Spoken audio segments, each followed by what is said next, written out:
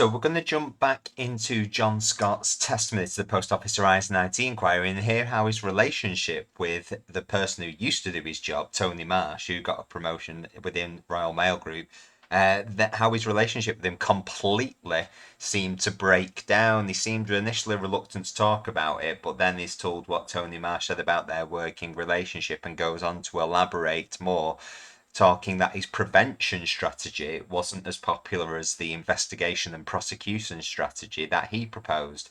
Let's jump into the inquiry. We've heard from Mr. Marsh.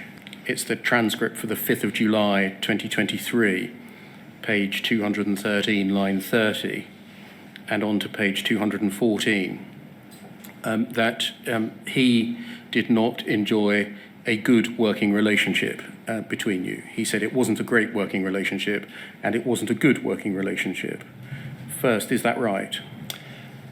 We had a good working relationship up until a certain point around about 2008, and thereafter it was a bit more of a distant relationship. Why was That sounds interesting, slightly ominous. it a bit more of a distant relationship? There was a complete disagreement in terms of strategy around investigation and prosecution. Was it a personality issue between the pair of you? No. What was the nature of the disagreement then? I'd taken over as head of security for the post office. The investigation team, which I created into the fraud strand, was very much focused on purely investigation and prosecution, whereas I wanted to take a very much more preventative approach, so to deter, to prevent, to disrupt, and then if necessary, investigate and prosecute. And that approach took an analytical approach, where we did a root cause in terms of the MI on all the different products. We'd see where we were getting our largest losses, or we were repeating the same type of investigations and prosecutions. And I wanted to do a more preventative, stop it at the outset, whether it's fraud or non-compliance, rather than just keep on investigating and prosecuting. As such, the analysts would then draw up the outliers, so we could see a branch profile, and it was not within the sort of the boundaries of what all the other profiles of that post office are.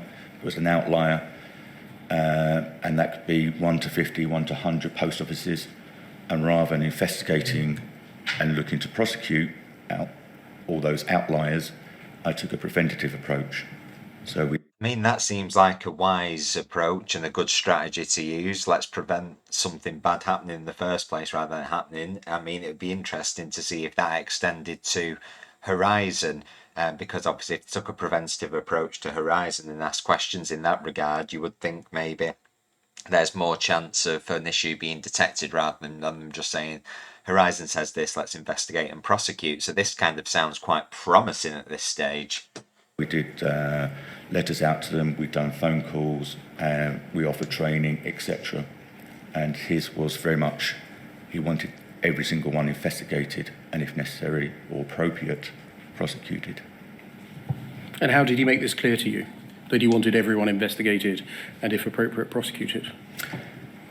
I can't recall the discussions that we had when I went to meet him, but ultimately he left me a message to say that as Group Security Director, he was going to take over the investigation team as from the following week and have it reporting into his head of criminal investigations.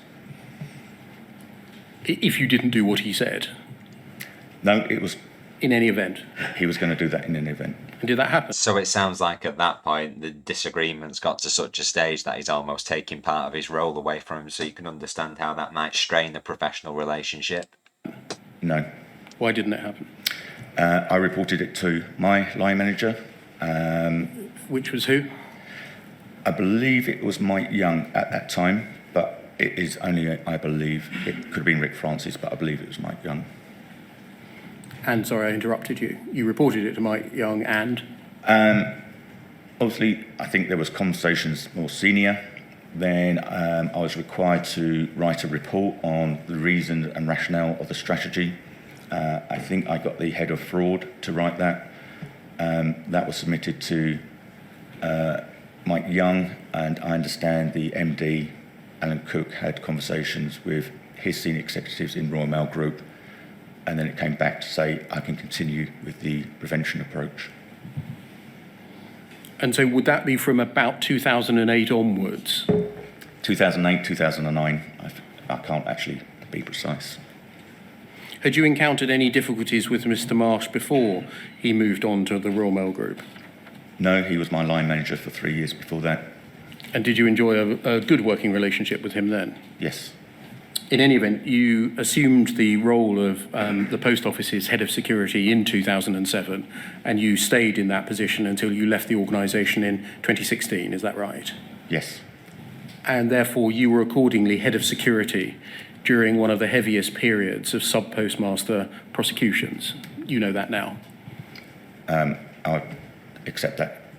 So it seems like maybe the prevention strategy that was proposed for whatever reason didn't end up coming to fruition for some reason, even though it was green lighted. So it'll be interesting to hear more on that. And you presided over the cessation of prosecutions from 2014 onwards. I thought it was 2013, but if it's the last months of 2013. Yes.